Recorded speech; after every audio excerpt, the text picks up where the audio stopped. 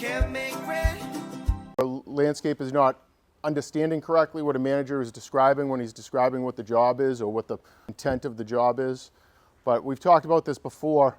When somebody talks to you, it doesn't mean anything unless you understand what they're talking about. It only means what you understand. So, and we see this a lot. This is a big issue within the company where we'll explain what needs to be done on a job, and then we get there and it's totally not done the way we had explained, or taken longer than we had thought it would take because somebody might have spent too much time doing something that they didn't really need to do.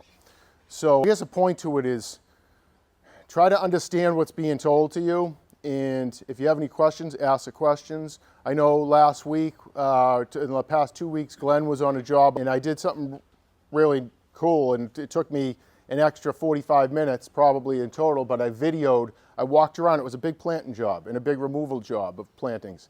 So I walked around to each house and I took a video of everything that had to be removed and everything that had to be planted, and I sent it to him. And we had walked around too, and I gave him a spreadsheet.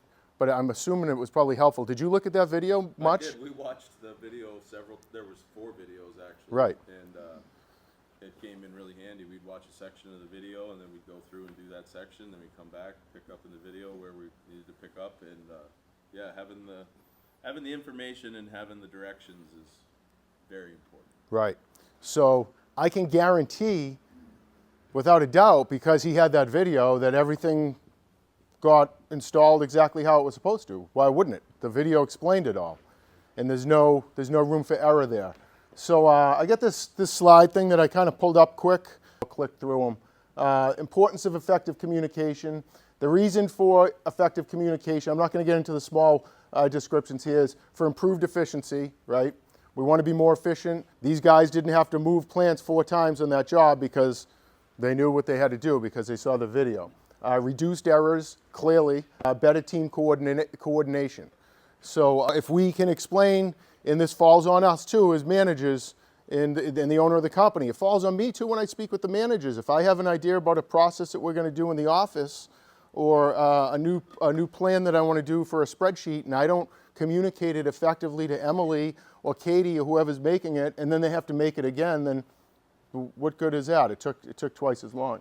But also better team coordination. So when you guys are on site, you can coordinate better if everybody knows what's going on. And sometimes, actually most times, it helps to have, when the job's being explained, to have not just the foreman there, but the laborers with you.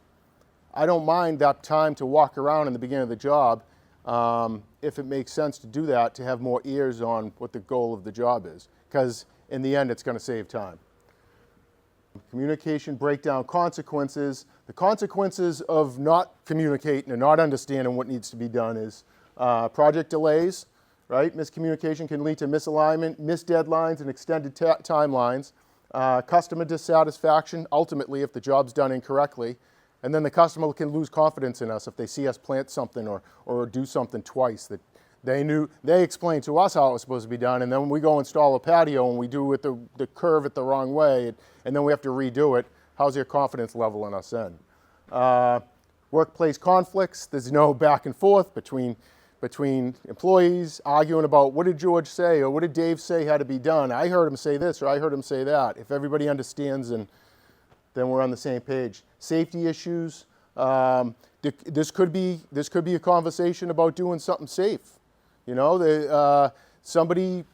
we've had, how many times we've said to back up the trailers correctly, have a second person backing up, don't put your hands where they're not supposed to be. And if somebody didn't hear me say that correctly in the beginning of the year, like somebody didn't, then we might not have an accident where we have a guy out with the tips of his fingers gone right now. So there's the safety issues. And decreased morale, clearly, right? If there's tension on the job, people aren't happy. So most important thing in communication is hearing what isn't said. So I would say that means understanding even beyond what's being said. So I can explain something to somebody, and there might be another level to it that you both kind of have to understand that you each know of it, but understand what isn't said. That's basically the message. That's what I wanted to get across. Just try to understand what's being told to you. When it comes to planting flowers, Dave may say, not that this happens, but Dave or Mike may say, I want these colors here, I want these colors here, or we want this laid out this way. And then if it's not understood, then it doesn't get done correctly. So it works with everything we do, right? Every position here. The other thing I wanted to talk about too is I know we've been talking about these core values for the last few weeks. I gave everyone the sheet. If you don't have it, you need another one, let me know. I want everybody to know those. So that we're going to get a little test on that in a couple weeks, just a heads up. You guys can commit to learning those, and great. If you can't, then don't fall into one of our core values, clearly. All right. Any questions? Any comments? Oh, yeah, one thing, I want to thank the girls for rescuing the dog out of the dumpster this week, right? That was huge. Mike said we should keep it as a shop dog and call it compost. But we're not doing that. Good morning, guys and girls. I brought up a few plants this morning, perennials here. Really, that they're not in the common planting book, I don't think, but you probably have seen them. These are great for fall interests primarily, which is why I wanted to bring them up. But they're year-round, really, which is what's great about this plant. You obviously can tell there is a lot of colors with this. Does anyone actually know what this plant is? Grant? Corvo? Yes. Bonus points, do you know it's Latin? No? No? Yes, Heuchera. Heuchera. I've heard so many different ways of saying it. That's the thing with Latin. You hear a lot of ways of pronouncing it. But as you can tell, you have lighter shades like this kind of caramel color. There's even lime green ones like pistachio now. The original forms were actually kind of like green and then purple tones. They actually are native to North America, but also Russia. It's one of the first perennials that actually the colonizers brought back to Europe because it was so cool. It has some medicinal use way back, but obviously nothing today. But what's cool about this plant is that it's extremely hardy here. It can grow way up in Canada, and it can grow in sort of hotter conditions as well. But what I will say is that you need to stick to the darker shades if you're going into more sun. People mistakenly will put some of these lighter tones into a full sun condition, and you're going to see scorching, kind of burning up on the margins on the leaf. Beyond that, they don't really need a ton of water. They actually kind of like to dry down between their watering. Over-watering can actually lead to more fungal issues. They are actually sort of semi-evergreen depending on our winter. And like I said, what I like about them is that they come in so many different colors. So if you have a partial sun garden, you could get a full spectrum of all different colors going on. They do bloom as well, and they have flowers that are bells, hence the coral bells name.